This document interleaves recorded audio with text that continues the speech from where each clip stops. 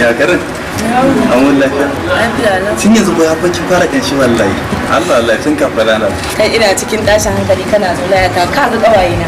Sun zo sun tasa ni a gaba dole sai na fito musu da abu kuma a duniya ban san inda zan shiga in samu musu. Wallahi ni ma abin da ya dore min kai kenan. Abokaina duk suna ta yin magana suna ta cewa ina za a je a social da ko yadi da mai abin ni sun fara bani kuɗin su na rasa yanda za a yi ni ga kureja tana kaina biya dode.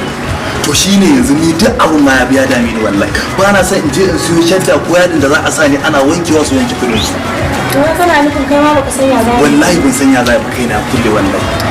Dan Allah ku ya mu dai gaskiya sai da an fito mana da to na kuke ce na baka na zuba gaskiya me kuke ce na baka na zuba za a fito muku da anko ku yi hakuri abin da ya kawo ni kenan mu dai gaskiya muna bukata kike ga musu kun ga dan Allah ku yi hakuri ni dai kada ku cinye ni ku bari za a san da za a yi Allah ku cinye ni ku yi hakuri za mu san me za mu yi dan Allah Salamu alaikum.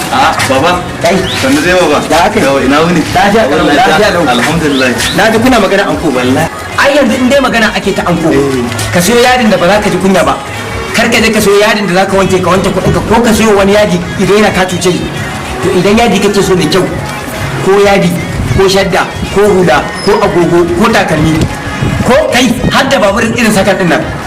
Idan ka tashi irin wannan siyayyar dama azara za ka tafi in ka ce waye Nura Prince to a azara shi kaɗai ne a nan ake samu. alhamdulillah